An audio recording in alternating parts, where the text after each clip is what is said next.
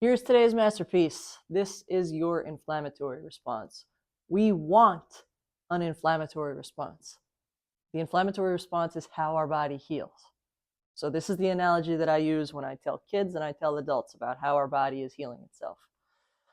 Let's say something happens in a muscle. There's a tear, there's a ligament damage, there's a strain, something happened in the muscle, and the muscle doesn't know what it is. So the muscle sends a signal, okay, a sensory signal out to your brain that says, something happened here and we don't know what it is and it's not good. So the brain answers and says, 911, what's your emergency? And your muscle's like, we don't know, there's a tear, there's a pop, there's a click, there's a something, we don't know what it is, help. So the brain's like, okay, if you don't know what it is, let me send everybody to go check it out. I'm going to send these specialized cells that are designed to figure out where the problem is and then start fixing it. So we're going to send the police cells and the fire cells and the ambulance cells and the helicopter cells. We're going to send all these specialized cells out to go check out what it is you're talking about. Are we dealing with a fire? Are we dealing with a car accident? What are we dealing with? Right? And to put it back in anatomy terms, are we dealing with a ligament? Are we dealing with a bone? Are we dealing with a blood vessel? Are we dealing with a muscle? Plenty of anatomy structures that could have a problem. So the brain sends out those specialty cells. Those specialty cells then say, okay, well, let's go check it out. And they report back to the brain through your nerves. And they say, you know what? We have a bone damage. We have a tendon tear. Here's what's going on. Okay. And then your brain says, okay, well, then if it's that, then we need these specialty cells to stay there and fix it.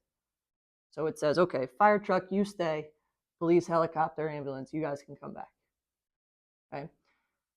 And the process goes. And in a normal, healthy person, when you treat it with peace and love, you protect it, you elevate it, you avoid the anti-inflammatories, you compress it, and you educate yourself about it. That's the peace, P-E-A-C-E. And then you love it, load, be optimistic, vascularize, and exercise around it.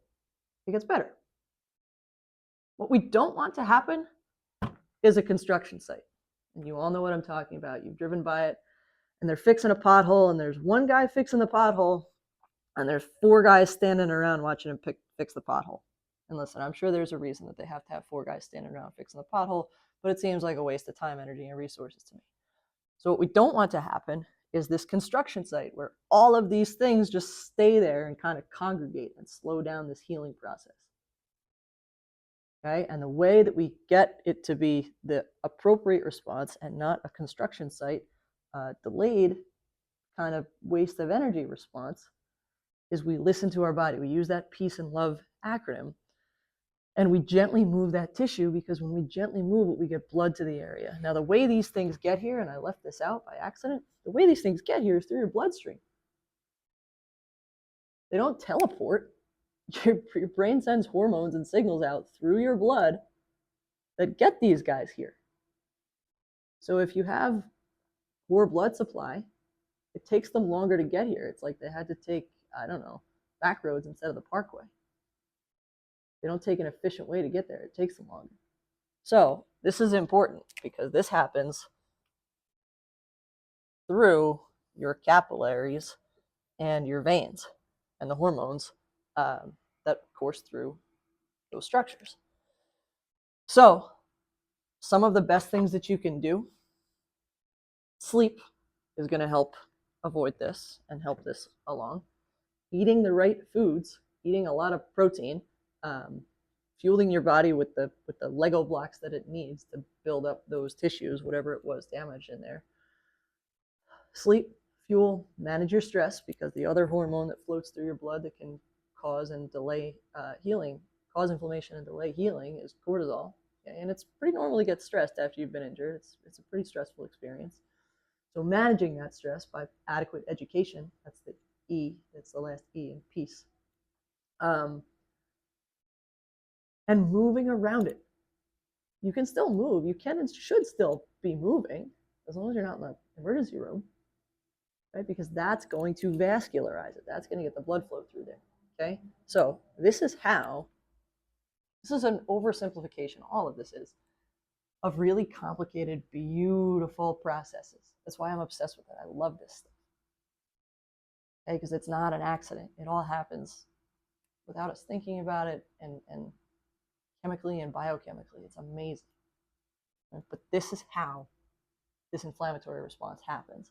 And it's important, right? That A in peace is avoid anti-inflammatories. If we take an anti-inflammatory, it's gonna put like earmuffs on this process. It is going to interfere with the interaction of these things. And of course, in turn, it makes it less painful, but it muffles the signal. It puts earmuffs on your nerves about what's really going on. So if it turns out we do need the helicopters, but you've taken that anti-inflammatory, your brain doesn't know it needs the helicopters. Right? It needs other specialized cells to go fix whatever might be going on down there. That's why the A is avoid anti-inflammatories. Right? So this is it. I love talking about this stuff. If you have any questions, let me know. Keep moving. Thank you for your time and your attention today. And keep getting better every day.